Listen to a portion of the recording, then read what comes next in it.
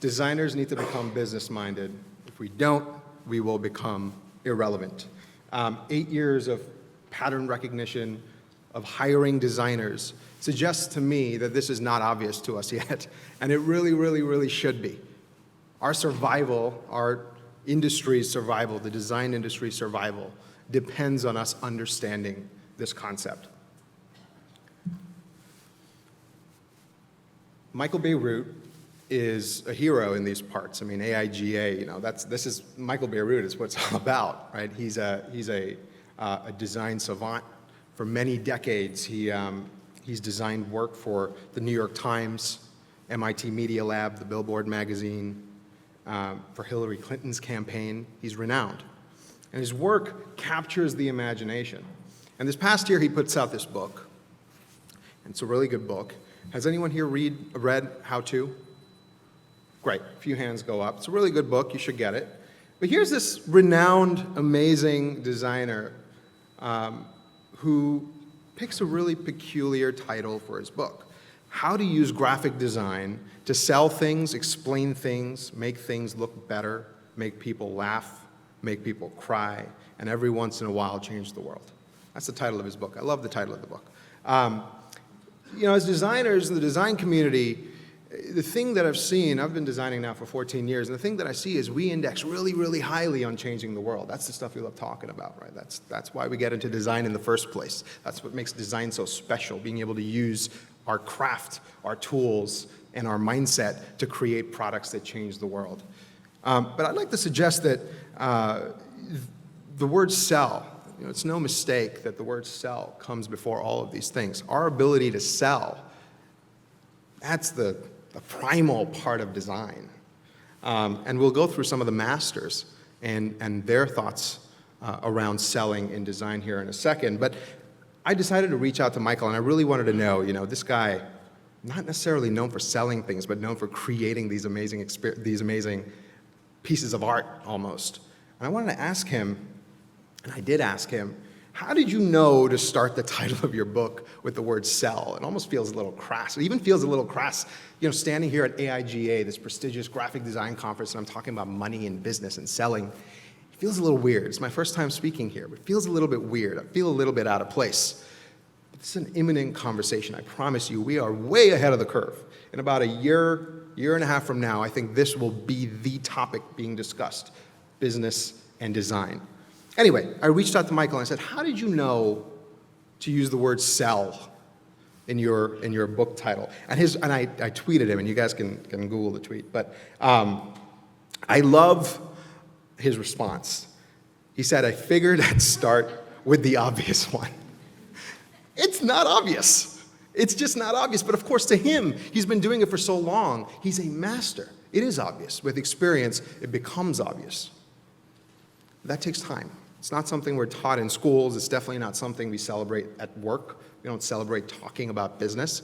We celebrate all the other stuff around design, the making people laugh and the feelings and the changing the world.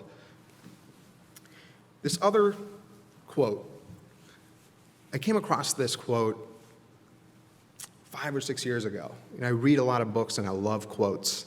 You learn a lot just from a little snippet.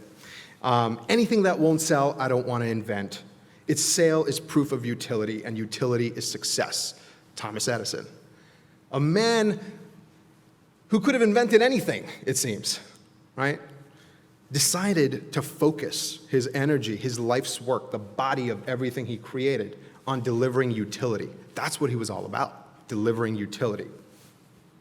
And again, it suggests the very primal part of design with clear purposefulness in making an object that you've designed or a widget or a service that you design fit very clearly in someone's life. That is the first order of what it is we do as designers. The functionality of it, the deliberateness of it, the reliability of it, and then eventually we get to the beautiful state. But that's the last thing we get to. First, it needs to be purposeful, and it needs to fit in people's lives in a very meaningful, purposeful way.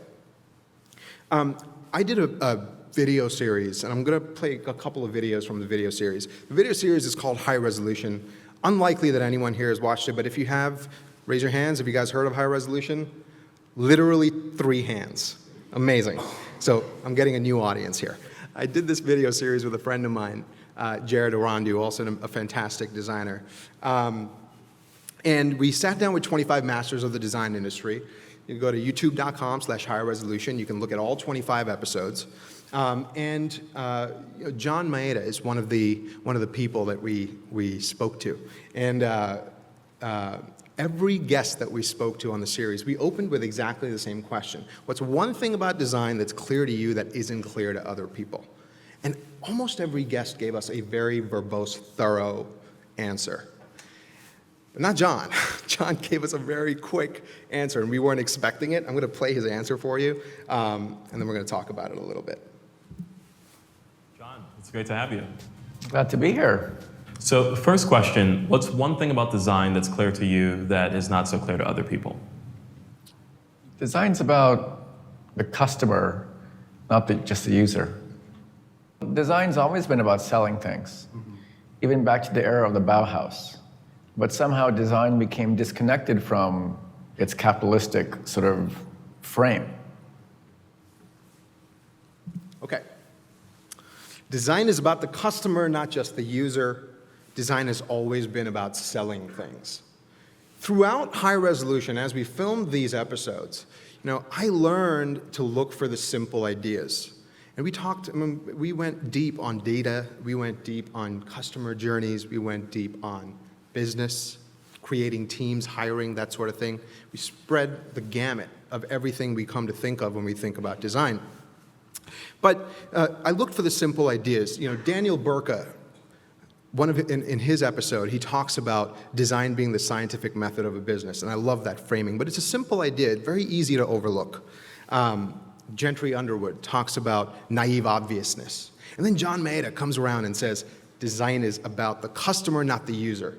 And I will say, I confess, in the moment when he said that, I was a little annoyed. I really wanted something more. And it was after the episode aired, after a few weeks of me watching it, really trying to understand it, that I finally kind of got it. He's so poignant, so clear with the delivery. Earlier says, it's not about the users, it's about the human. Well, human in a business context is the customer. And that simple idea, when it finally framed for me, which is why, by the way, this talk is a prototype. I've never done this talk before. I'm framing it around this idea around not users, but customers, and the implications of it, not just for the customer purchasing your product, but also for the business who wants to create value for the customer. This next video is a gentleman by the name of Phil Gilbert over at IBM. We'll play his video, and then we'll talk about him in a second.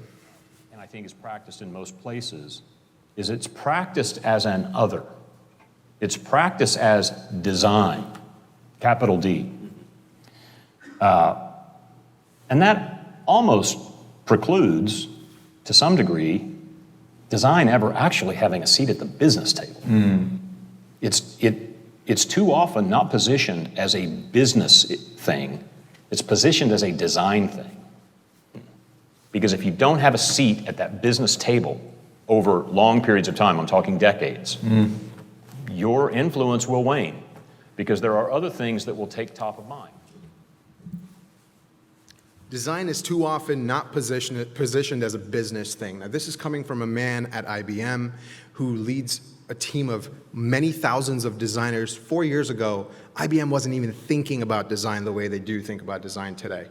And it all happened because the CEO, Ginny, she came to Phil and said, you need to bring design, this thing called UX design. You've got to bring it to IBM.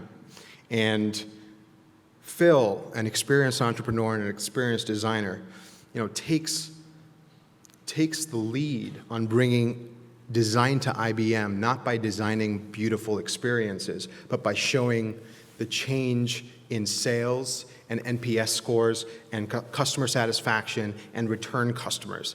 He focused the entire vocabulary of design in words that the business understood. And 4 years later, hundreds of millions of dollars have been invested into design at IBM. And they're really starting to lead the way on design thinking, IBM design thinking. It's actually a school that they've established at IBM because of a lot of the effort on getting designers to start thinking about the business. I kind of hope every company can make that level of investment in design. But I think a lot of people in the business probably need to make, they need something between the design and the making the leap to the investment of design. And that something is showing the business how design can drive value. I want to let this slide sit for a second. The long road to design relevance in your company is paved in bricks of business awareness. The masters have already figured this out. The masters stay relevant for decades because they figured out how to sell. It's not just because their work was great. Their work was great because we were sold. We were converted to believe that the work was great. They've been selling the entire time. Design's capacity to survive is tied to selling. But it is up to us to create something of utility, not just beauty. How many people in this room are students? Okay, we've got about 15% or so of the room. How many people practice UX today? Actually practice it at work? How many people are looking to practice UX? Wow, okay, so we've got about a 25, 15, and then the rest is, I guess you guys are just learning about UX, right? You know, as I said, I've been designing for 14 years, and I gotta say, the people getting into UX design and coming out of school today, man, the world was just different 8 years ago. We didn't have this Cambrian explosion, so to speak, of what is happening today in the UX world. I mean, think about it. There are products coming out feels like every quarter. We've got Adobe, of course, amazing sponsor. We've got Envision, we've got Figma, and we've got Principle, and we've got Framer. And every quarter, there's something new coming out that helps us understand the user experience, helps us frame the user experience on a screen. We've gotten so good at using these tools that we can actually fake what good design looks like, right? That's the whole dribblization of design. But you have to ask yourself, if we're mastering user experience, to what end are we mastering it? I spent some time asking business people. You know, I used to be at WeWork. I led digital design for WeWork for a few years. I have my own company now. For the past few years, I've really been trying to understand how business people think about user experience. And these are some of the words that come to mind. Apps, interface, interaction and motion, look and feel, architecture, flows. These are the words business people use when they think of user experience. You know, 5, 6 years ago, CEOs didn't care about user experience. Now everyone suddenly cares about user experience, but they care about it in the context of these words. And if you really start to drill down, and if you look at a job board, you're going to start to notice a correlation between these words and the jobs that are on the market for designers. You know, you think of a word like apps. It's a product designer. So when a business person thinks apps, they're thinking of product design. You know, interface, UI designer, interaction and motion, prototype or interaction designer, right? Look and feel, a visual designer. Architecture and flows, information architect, right? Our roles have been designed and fragmented to the words that business people tend to use when they think about user experience design. And all of these roles converge into one thing, one outcome, to create a widget, the best possible widget that you can. I'm a user experience designer, and I think creating widgets with user experience design mindsets, using every aspect of what user experience designers do, from the research to the copywriting, the microcopy, the information architecture, and the visual design, all of it matters. All of that matters. But you have to ask yourself, to what end? Certainly can't be just about creating the widget. That can't be the terminus. And as I started putting this presentation together, something became really clear to me.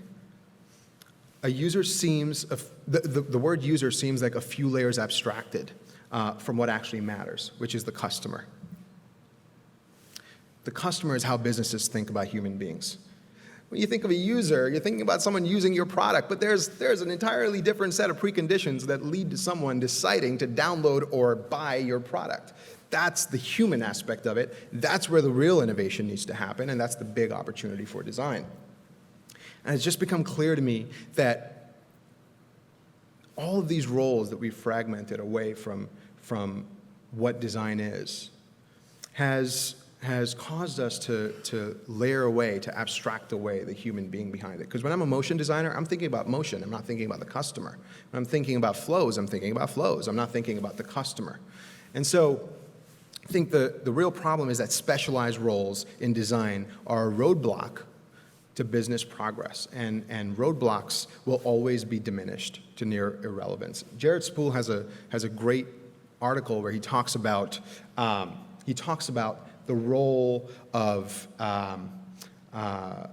or the binary working relationship between specialized designers and generalized designers, where specialized designers are almost always either overutilized and overworked or underutilized.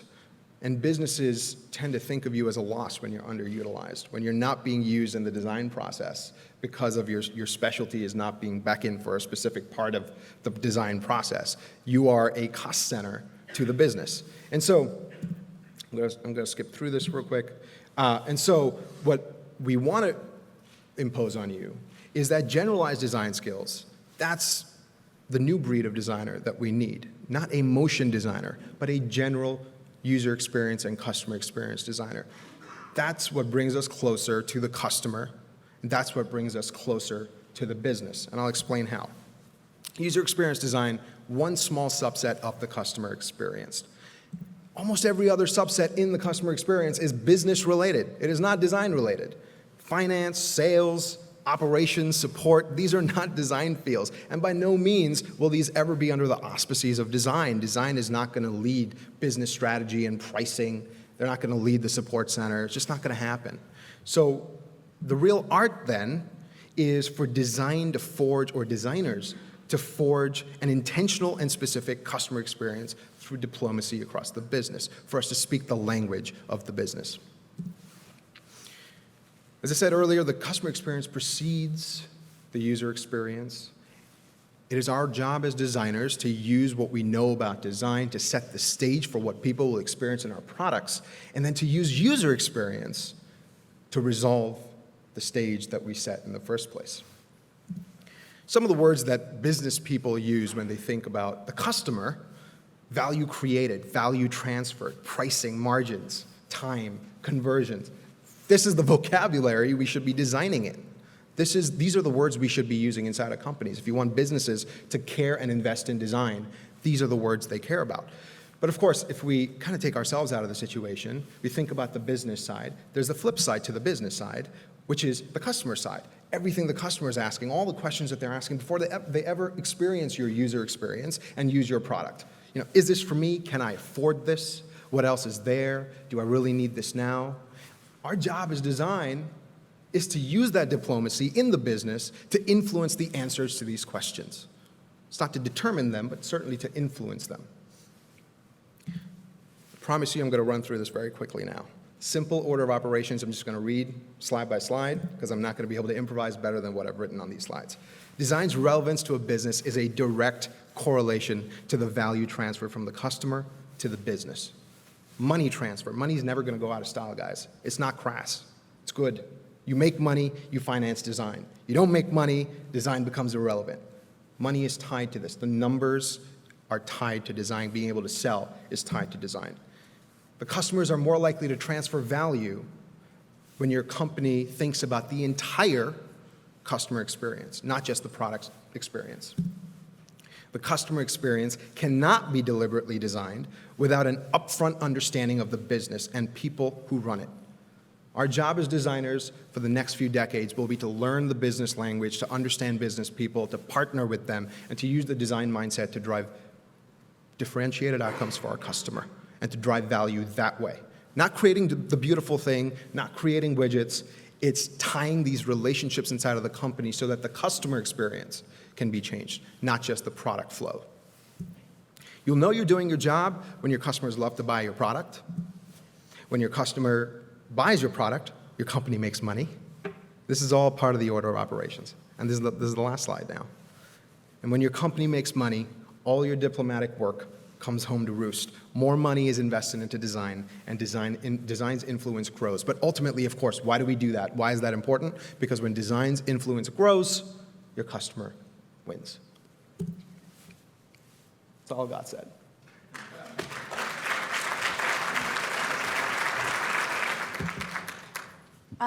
So what do you do if your design team is thinking that way, but your sort of business side of the business or the company that you work for doesn't understand that value? I know it sounds really fucked up, but like, No, sorry, but like, do you know what I mean? Like, they don't get why we think that's important to know the customer in that way. Yeah, I have two pieces of bad news. The first We is gotta it go. doesn't matter.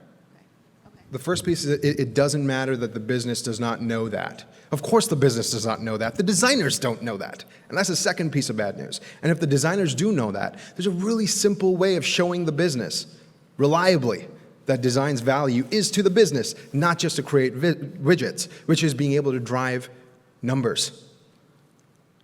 There are very simple ways to show that you can tie your widget outcome to a numbers outcome on the business side.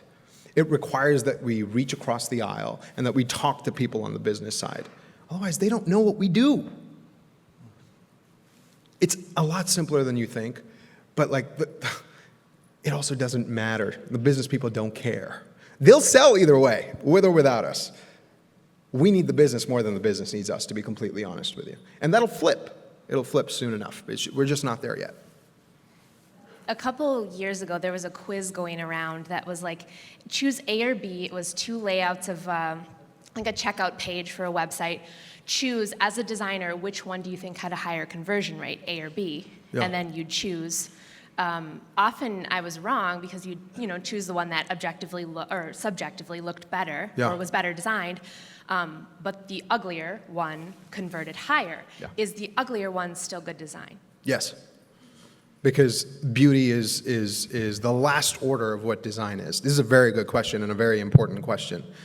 Our job as designers is to create functionality and deliver that functionality through utility reliably. And if we can also do it beautifully, then we win. But the business doesn't win because of beautiful design. The business wins because of the utility that we deliver. So, uglier design might be ugly to you and I because we're designers, but you know what? The user is God. The customer is God. They've decided. Hi, I'm seeing a huge upswing with especially large corporation, Fortune 500 companies that they really hone in on a specialized, either your interaction design or your motion or your visual, and they're very specific on that. Whereas I agree with your opinion that we need to be generalists of design, but Yes. What are your thoughts on becoming so general that you then become a master of nothing? Or how do you navigate around those waters with these big companies? Like, is there a way to make them see what we see? Because it's a huge roadblock and they're missing out on fantastic designers because of their mindset. It's such an important question and such a great framing that you have there. I skipped past this slide because I ran out of time. But Jared Spool, I mentioned one of his articles earlier. He has another article where he talks about doctors. And we tend to think of, specialized doctors. You want a cardiologist working on your heart when you have a heart problem. Except that every doctor who's specialized has to first become a general doctor. You study general medicine before you pick your specialty. I worry that designers aren't doing that. I worry that designers are picking their specialty too soon without understanding the gamut and spectrum of what it is their job is and what actual tools and skills they need to perform their role as a single, general, purposeful designer on a team. And businesses don't know that. Businesses don't know that they need a general designer. They're sheep, I hate to say. They're sheep. The design mature companies understand this. When you're in a design mature company, you can afford to hire specialists because there's so much good work happening at the specialized level. When you start to think of tech companies like Google and Facebook, they need the specialists, right? But 99.9% of companies out there, they don't fall into that category. We need to stop telling ourselves this lie that being a specialist makes us more useful in the market. The real use is us understanding the entire spectrum of design and generalizing in that field And even if your business boxes you as a motion designer or a copywriter, you're not really boxed. You're boxed by your job description, but you're not really boxed because you can still think at the customer experience level. You could still, an org structure does not map to a communication structure. Just because you have 3 layers of bosses above you, you could still skirt all that and go to the head of finance and ask him or her how they make the decision about pricing. Why did you pick $99 for this product with this 80% gross margin? That's insane. We should be, charging half that. You don't need to be too greedy, right? You can have those conversations even if you're secluded and boxed into a role that you don't love, and then you work your way out of that box. But the impetus is on us. The impetus is not on the business. The onus is on us. It's not on the business. And that's the bad news and the good news. That is the opportunity. And that's what's so exciting about it. It's entirely within our control if we decide to make that mindset shift. Hi. So to connect all these dots, I agree 100%, but we feel like, how do we prove it every quarter? I mean, that's where we're getting pinned in. Any advice on that? Are you in a public company? Yes. Okay, that makes sense because public Of course companies we tend to are. think Right. tend to think in quarters. In-house tech company. Fantastic. How do you prove it every quarter? Well, if you're in a public company, there's a stock price. If you're in a private company, it's a little bit harder. But I don't think you need to play the quarters game, to be honest with you. We don't want to. Absolutely. I don't think you need to. Even business has to operate on a quarterly schedule. I mean, you guys know this. Every year, businesses do 4 earnings calls. It happens at the end of every single quarter. And if you miss your sales margins and you miss the sales numbers, your stock drops, and the inverse is also true. So, what Phil Gilbert said, design having a seat at the business table is a decades-long game. I'm not going to have the magic bullet answer for you for the next quarter. What I can suggest, though, is you can start building those relationships now, and you can start spending time with the business people now, and those chickens will come home to roost. I guarantee it. Relationships is the end game. It's the end. Paul Rand's quote on someone asked him, what do you think design is? Design is about relationships.